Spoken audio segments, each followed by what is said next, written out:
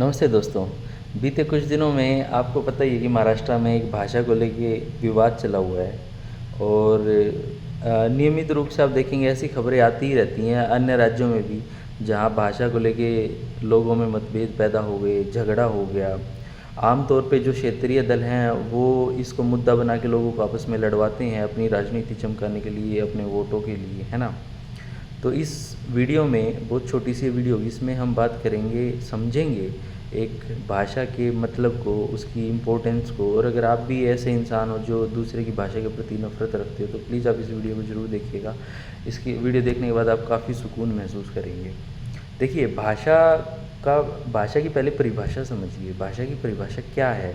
It is just a means of communication. शब्दों का समूह, ठीक है, ध्वनियों का समूह जिसे एक इंसान यूज़ करता है, जिसे एक इंसान इस्तेमाल करता है अपनी भावनाएं व्यक्त करने के लिए, जानकारी साझा करने के लिए, है ना। और दूसरा इंसान जो है, जो उन शब्दों के समूह को समझता है, ध्वनियों के समूह को समझता है, वो आपकी बात को सुनता है, वो आपकी बात को पढ़ता है ना। और उसको समझ आता है कि आप क्या कहना चाहते हैं, क्या बोलना चाहते हैं, क्या लिख के बताना चाहते हैं, है ना। It is just a means of communication. संचार का एक माध्यम है, बस इतना ही है। कोई एक भाषा दूसरी भाषा से बड़ी नहीं होती, कोई एक भाषा दूसरी भाषा से छोटी नहीं होती, ना ही एक भाषा दूसरी भाषा से खूबसूरत होती है। हर भाषा अपने आप में खूबसूरत है, उसके अपने कारण हैं जिस वजह से वो बनी है, भाषा हो या बोली हो। और हर भाषा बोली खूबसूरत है, कोई किसी से कमतर नहीं है, ना ही कोई किसी से ज़्यादा है। आपको ये चीज़ समझनी चाहिए सबसे पहले तो। और भाषा, किसी भाषा पे गर्व करने की बात नहीं होती है। किस बात का गर्व करते हो भाई आप? आपने कोई मेडल जीत लिया है क्या? कोई मेडल जीत लिया है क्या? इस पर बताइए आप। ये एक सामान्य बात है। जब आप पैदा होते हो, आप अपने के बीच में रहते हो, पेरेंट्स के बीच में रहते हो, गार्जियंस के बीच में रहते हो, यार दोस्तों के बीच में रहते हो, तो कोई तो एक लैंग्वेज आप सीख ही जाते हो ना। फिर जब आप बड़े होते हो, कॉलेज में जाते हो, स्कूल्स में, या करियर में जब आप ग्रो करते हो, तो आप शायद रियलाइज़ करते हो कि मुझे कुछ और लैंग्वेजेस भी सीखनी पड़ेंगी। तो यार, ये चीज़ जो है ये आपको समझनी चाहिए, ठीक है। दूसरी चीज़, नेता लोग जो हैं वो किसको पकड़, रेडी वाले, ठेले वाले, छोटे दुकानदार, रिक्शा वाले, जोमेटो, स्विगी, इनको पकड़ पकड़ के पूछते हैं कि आपको रीजनल लैंग्वेज आती है कि नहीं आती है। नहीं आती है तो उनको फिर प्रताड़ित करते हैं, जलील करते हैं, बेइज्जत करते हैं। यार, आप लोगों से एक सवाल है। आप लोग चलो एक आम इंसान को दुखी करते हो, वो बेचारा पहले ही दुखी, अपनी मूलभूत आवश्यकताओं को पूरा करने की जद्दोजहद में वो लगा हुआ है, और ऊपर से आपको उसकी ये प्रताड़ना झेलनी पड़ती है। मेरा आपसे एक सवाल है, जो ब्यूरोक्रेट्स हैं, जिनको आपकी रीजनल लैंग्वेज नहीं आती और आपकी स्टेट में हैं, पोस्टेड हैं, क्या आप उनको अपनी स्टेट से बाहर कर दोगे? बोलिए। या जो बड़े बड़े कॉरपोरेट हाउसेज हैं, जो बड़े बड़े व्यापारी लोग हैं, जो बिज़नेस करते हैं आपके स्टेट में, जो आउटसाइडर्स हैं, जिनको आपकी रीजनल लैंग्वेज नहीं आती, क्या आप उनको भी ऐसे ही पनिश कर सकते हो? मैं दावे के साथ कहता हूँ आप नहीं कर सकते। ये जो ये जो हुकूमत है, ये जो आप अजाब करते हो, अजाब फेंकते हो, ये आम जनता पे फेंकते हो। क्यों? क्योंकि आपको अपनी राजनीति चमकानी, गंदी और तुच्छ राजनीति आपको चमकानी है। आपको अपने वोट चमकाने हैं, वोटों का ध्रुवीकरण करना है ना। और ये आप करते हैं। भोली भाली जनता है, जो भावनात्मक जनता है, उनके इमोशंस के साथ आप प्ले करते हो, है ना। कोई इंसान कौन सी लैंग्वेज सीखेगा ये उसके इंटरेस्ट पे डिपेंड करता है, उसकी ज़रूरत पे डिपेंड करता है। लेकिन आप बोलो कि यार ये लैंग्वेज आपको सीखनी पड़ेगी या हमारी लैंग्वेज सीखनी पड़ेगी, ये तानाशाही है और कुछ भी नहीं है, और बहुत तुच्छ दर्जे की राजनीति है ये। एक इंसान जो अपना घर छोड़ के किसी स्टेट में जॉब करता है, फिर दूसरी स्टेट में जाता है जॉब करने, फिर कुछ समय के बाद किसी और स्टेट में जॉब करता है, तो वो मतलब अपने जीवन में कितनी लैंग्वेज सीखे फिर आप बताओ। और अगर कोई मराठी अगर विभिन्न स्टेट्स में जाके जॉब करेगा तो उसको कितनी लैंग्वेज सीखनी पड़ेंगी? अगर उसको भी यही सिचुएशन दी जाए कि आप हर स्टेट की लैंग्वेज सीखो, सीख लेगा? आप बताओ। या फिर वो काम धंधा छोड़ दे अपना।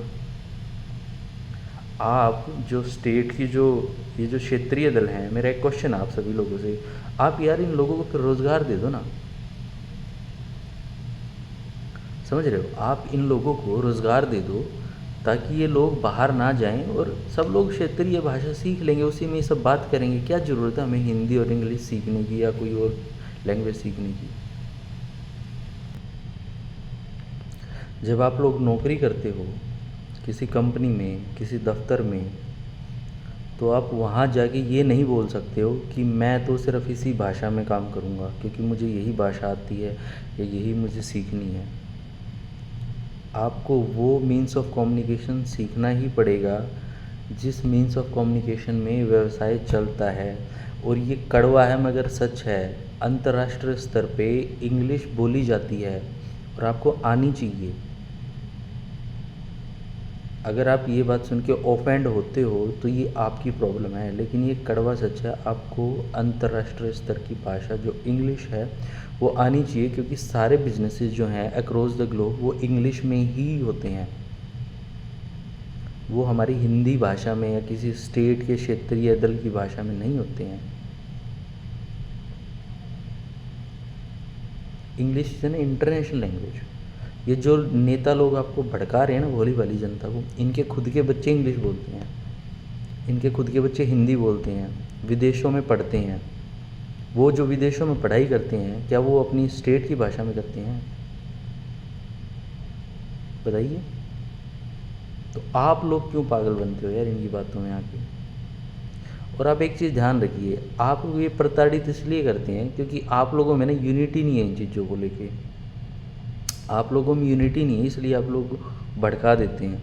अगर आप लोगों में यूनिटी हो ना तो आपको एक चीज़ ध्यान रखनी चाहिए, आप लोग बेशक पैसे में कम हो इनसे, वो पैसे वाले हो सकते हैं, उनके पास पावर हो सकती है, लेकिन आप लोग संख्या में ज़्यादा हो इनसे। ये चीज़ आपको पता होनी चाहिए। तो कोई भी नेता आएगा ना, अगर 100 लोग एकजुट होकर खड़े होंगे तो नेता कुछ कर नहीं पाता है, कितना ही भी बड़ा नेता हो। ये अपना हुक्म चलाते ही तब है जब जनता में फूट रहती है, जनता बटी रहती है। तो जो मेरे देश के लोग हैं, चाहे वो कोई किसी भी स्टेट के हों, ठीक है, भाषा के आधार पे कभी आपको नफ़रत नहीं करनी चाहिए, कभी आपको अपनी भाषा पे घमंड नहीं होना चाहिए, क्योंकि मैंने बताया ना सारी लैंग्वेजेस एक बराबर की खूबसूरती रखती हैं, बराबर की इम्पोर्टेंस रखती हैं। ठीक है, आप जिस लैंग्वेज में बात करते हो, आपको जो लैंग्वेज आती है that is also beautiful, but किसी दूसरे के मीन्स ऑफ कम्युनिकेशन को कमतर आंकना, अपने आप को सुपीरियर दिखाना, ये एक मानसिक रोगी के लक्षण हैं। आप ग्रस्त हो जड़ क्षेत्रवाद से, इसका मतलब, जो कि आपको नहीं करना चाहिए। अगर आप जातीय मतभेद रखते हो, धार्मिक मतभेद रखते हो, रंग भेद रखते हो, ठीक है, क्षेत्र के आधार पे मतभेद रखते हो, तो आप एक गुस्सैल किस्म के प्राणी होगे, ये मैं पक्का कह सकता हूँ। और आप एक मानसिक रोगी भी हो।